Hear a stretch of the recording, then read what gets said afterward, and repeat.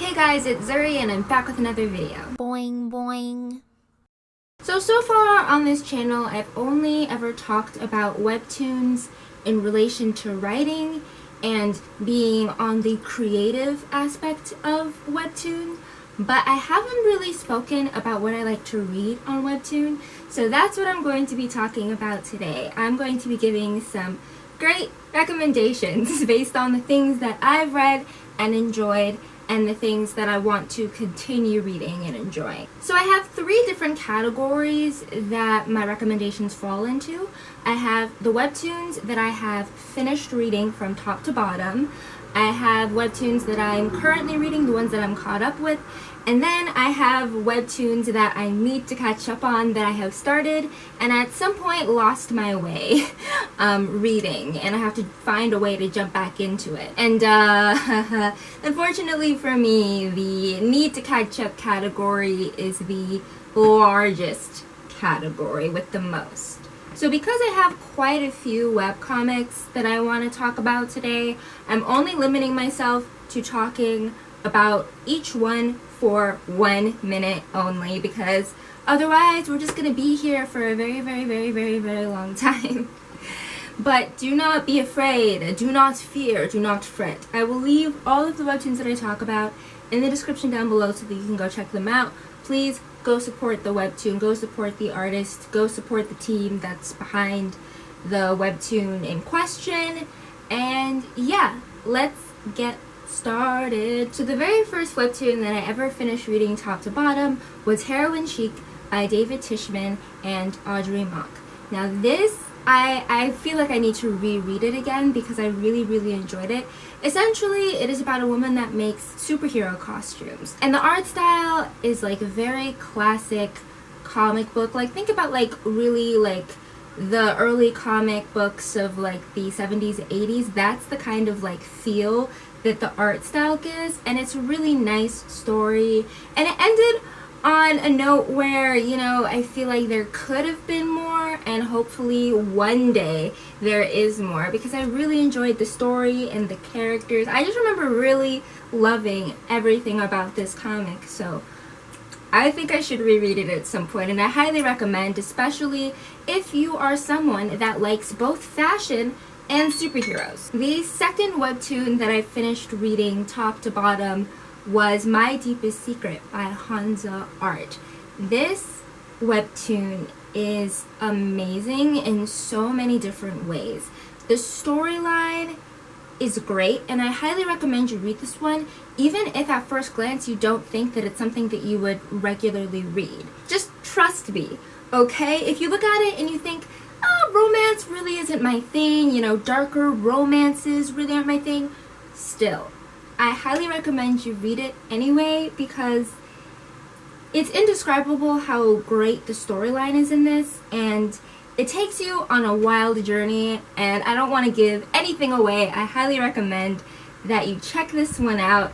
Even if you don't think you'll like it, the character design and the art style are top-notch, and it's just really good. The magic is truly in the storyline, though. I also want to say that My Deepest Secret covers some pretty serious topics, such as abuse and mental health, but that's more towards the middle/end, but I still feel the need to like state that. And also, this isn't really a spoiler, but there was also a section in which people were concerned that dissociative identity disorder, or DID, was being misrepresented, but it turned out to not be DID, so I feel like also saying that because, you know, and the creator also issued a statement to kind of clarify everything, but I feel like saying this ahead of time in case you start reading it and, you know, are surprised. So yeah, this is your warning that My Deepest Secret covers some pretty serious topics, but it handles it in a way that makes sense and is a pretty good representation of how someone's past can affect them in ways that they don't even realize. Next, we have webtoons that I'm currently in the process of reading and I'm all caught up with. And when I say all caught up with in this sense, I mean the episodes that have been publicly released. I don't have enough coins to read ahead, okay? it's an issue that I wish I could fix, but I can't right now. I don't have the coins to read ahead. So when I say caught up, I mean with the ones that have been publicly released, not the ones that you can buy with coins and read ahead. That might not make sense if you're not familiar with the platform, but if you are, you know what I'm talking about. So first up, we have Jackson's Diary, which in short is about this guy named Jackson who is new to his school, and he meets this guy named Xer, and they butt heads because Xer has some kind of ability, and he just has a knack for making things go wrong, and Jackson is the only one that's really clued into that. Obviously there's more that goes into it, and I as a reader don't know the full story. We still don't know like the full story, but it's really interesting. It's set in the 80s, I believe, so there's a lot of that like fashion sense and that aesthetic in the comic itself, and it's really cool to see. Like, the fashion sense of these characters are amazing, and the art style is really good, and the storyline just keeps you hooked in.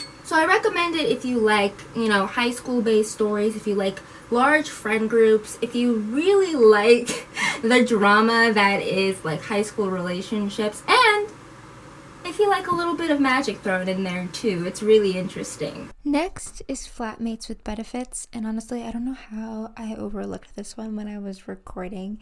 So here you get voiceover Zuri. You're gonna get voiceover Zuri maybe one more time in this video because there was another comic that I forgot. But anyhow, next we have Flatmates with Benefits by Nikkicha. Flatmates with Benefits is about this girl who accidentally becomes roommates with a guy, and they're both attractive and attracted to each other. And it's a slow burn comic, obviously, about them falling for each other, but we haven't gotten to that part in it yet because it's a slow burn. The comic itself isn't super explicit. I would say like a bit suggestive here and there, but there is an explicit Patreon for people over 18 who want to support the artist. The Patreon is promoted at the end of each episode, and although the images for the Patreon are censored, they are suggestive. So if you are going to read the comic, this is just a word of caution. Obviously, do not check out the Patreon if you are underage. So next category is the need to catch up category, which is the largest category. Firstly, we have Clinic of Horrors by Merryweather Media and PokuriMio. And this one, I really like the kind of vibe you get from this, because on one hand you have like really bright kind of pop art-y colors, and then you also have this like a darkness and this grittiness, and it's basically set in this world where people can be infected by like these, I don't know, like diseases that make them mutate and become like weird creatures. It's very interesting. The episodes are pretty short at the beginning, but the more you read on, the longer it gets and the more like intriguing the storyline becomes, and it's very, very interesting, and there's a lot of like world building. I feel like there's a whole lot going on in the world that we still don't know about, and I love that. Next up is Everything is Fine by Mark Birchall. I know season 2 recently came out, and I need to get back into it because this comic is amazing. Everything is Fine is, you know, about this wonderful little town where everything is fine. You know, there definitely isn't anything creepy going on. There definitely isn't like a strange kind of dystopian, freaky experiment. We don't know what's happening. There definitely isn't murder. There definitely isn't gore. There definitely isn't anything that you should be concerned about. There is actually a lot that you should be concerned about, so I recommend that if you do get into this comic, I think there are like content warnings for the specific episodes and where things are a little bit more graphic, but you know, it comes across, at least at first glance, as, you know, something that's too perfect to be true, and like the atmosphere is so good. Like, that's how I would describe this comic, is very atmospheric.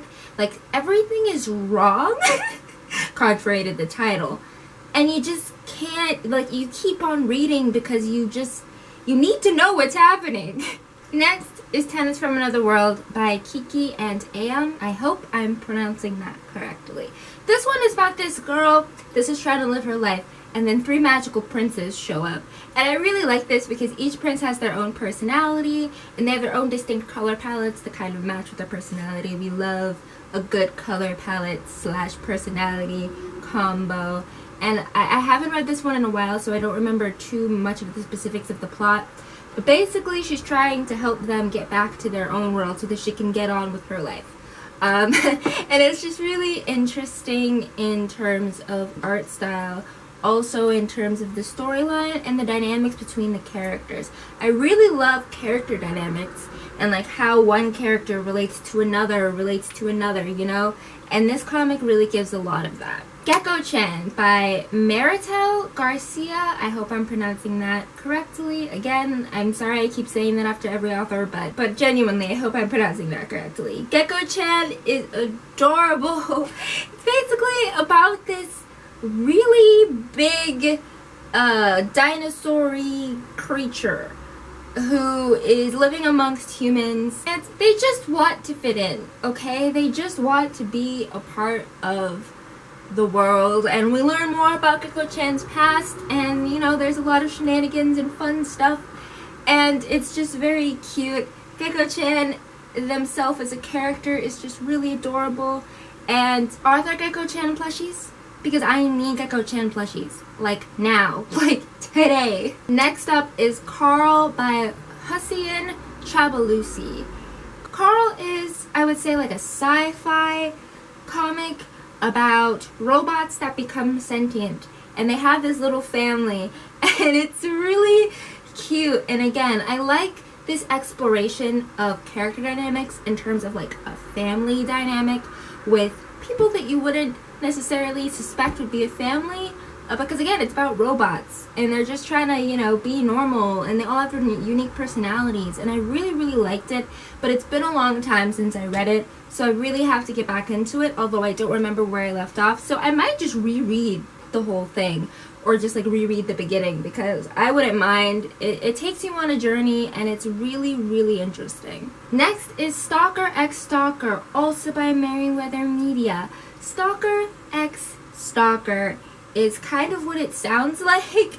It's about 2 stalkers that are in love with each other, which is perfect, right? If you are going to stalk your love interest, it would make sense to stalk someone that would want to stalk you back and, you know, has that kind of darkness in them, you know, don't stalk someone that wouldn't stalk you back.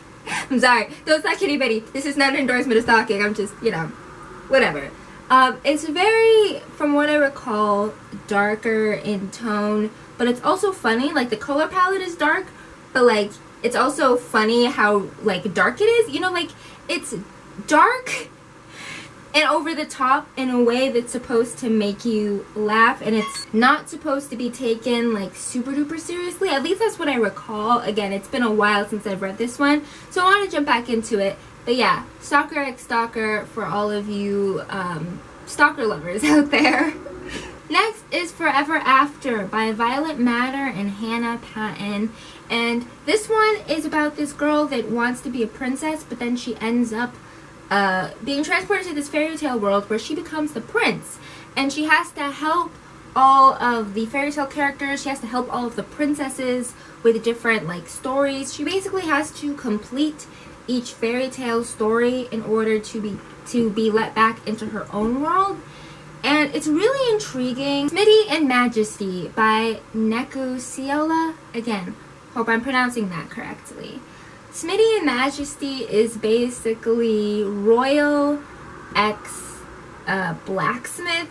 So you have like this ditzy prince who is really bubbly and kind of an airhead versus this silent, stoic, strong blacksmith, and she doesn't talk, which at the point that I left off at, we don't really know why, if she just can't talk or if there's another reason, but it's fine. She is probably my favorite character. But yeah, it's really cute so far. But yeah, it's set in a magical-y, like, fantasy world. The colors are very bright. it kind of has that comic book, like old school comic book aesthetic that I was talking about with Heroine Chic. It kind of has that vibe, but with like the bright poppy colors that I was referring to with Merryweather Media's comics. Like, it kind of has those two aesthetics together, which I find really interesting. Voiceover Zuri, back at it again with another voiceover. The second to last comic that I will be talking about today is Brass and Sass by Antlerella. I hope I'm pronouncing that correctly. Antlerella. Brass and Sass is beautiful. It is about a girl who she's had several different hobbies throughout her life, and she's kind of been unable to stick with just one, and then she falls in love with band. And she joins her school band, and you know, there's romance, there's drama, and there's music. And I love the way that music is incorporated into this comic. Obviously, on Webtoon, you can add music so that the reader can like read while listening, and like music can be timed to what's going on. Jackson's Diary also does this, and I love when it is done in comics. It is so cool. But also, even when music isn't being played, the way that it is portrayed in the comic is so wonderful, through art, through drawings. It's just so atmospheric, and the art style is so beautiful. I love this comic, and I definitely need to start reading season 2, which is uploaded. I could go on about this comic for a while. It's so good. And last but not least, Live With Yourself by Shen and Dave Mercier. If it's one comic I know, I definitely want to get back to all of these, obviously, but if it's one comic in particular that I really, really, really want to get back into, it's this one. Live With Yourself. I don't even know how to describe it. I would just recommend that if you like slice of life comics, but you also like comics with a thorough storyline, like a comic that has like a narrative going on, I recommend you read this one, because it starts off, if I recall correctly, as slice of life, but then it gets more into it and you realize that there's a story going on, and it's just really intriguing. That's kind of all I can say. It kind of reminds me of Carl for some reason. I'm not sure why. There might be a concrete reason why. I don't know. Maybe it's just my brain, or maybe there was something there. I don't know. But yeah, I recommend this one if you like comics that are a little bit more complicated in terms of story, but intriguing in terms of storytelling. So yeah, those are all of the Webtoon comics that I recommend. Again, it's not like a full review of each, obviously, because that would take too long. It's more like, here's what I remember, here's what I like about it, here you go. So hopefully you enjoyed this video. Would you like to see more Webtoon recommendation videos? If so, let me know. And of course, leave your own recommendations in the comment section down below. I will see you all next time. Bye-bye!